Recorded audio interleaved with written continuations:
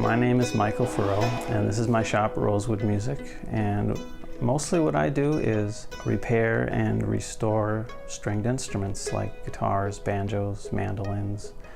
And it turns out that I also do a lot of work on unusual ethnic instruments from all around the world. So how in the world did you become the fixer of crazy, wonderful instruments? It almost happened by chance. I was living in Iceland, working on a farm, so I was coming back to Duluth, and I was going to kind of settle my affairs here, and I was going to go back to Iceland and continue working. And while I was in Duluth, a man I knew named Randy, who owned a shop in this space before me, he had some tools, and I called him and I said, "Randy, can I use your shop for a day? I want to fix my guitar up, it's not working." And he said, "Oh, you're just the guy I wanted to talk to." And I came in and he said, "I'm selling the shop, I'm getting married, and you are the only one I want to have it." And I said, "Nope, not interested at all." And he said, "Well, you have 4 days to think it over." And I said, "Okay, I know my answer, but thanks, Randy." And I told my folks about it, and they were really supportive. They said, "Maybe you should think that over." And I thought, oh, now what do I do? So I grabbed my tent and I went camping for a couple of days. Just kind of went out into the woods to kind of mull it over. So I came back and said, "All right, Randy, I'm gonna try it out." And so at 24, I walked into this space, which looked quite a lot different than it does now, and started learning how to run a business kind of right there. Yep.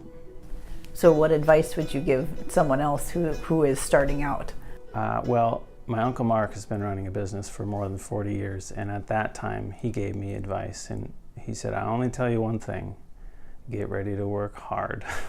And that's true. It's a lot of hard work, but it's also a lot of learning how to kind of step back, see, get a scope for all the different types of things you have to do, because you might think, oh, running a guitar fixing business means that I get to fix guitars all the time, but that's just a small part of what I have to do. There's so many other things that I didn't really have even an inkling of when I first started, and I have been really blessed to have clients that have been so kind and supportive to me over the years as they've kind of watched me and taught me how to run a business that fits into a community.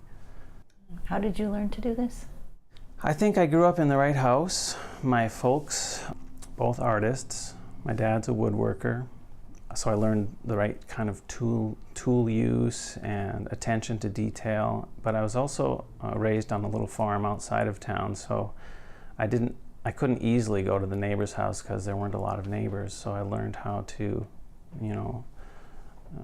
entertain myself, and turns out for me what that generally means is to learn something. I really like learning things, and so I would just kind of learn how to draw, learn how to paint, learn how to do drafting. And so all of these things combined with playing music, which I was also really interested in at the time.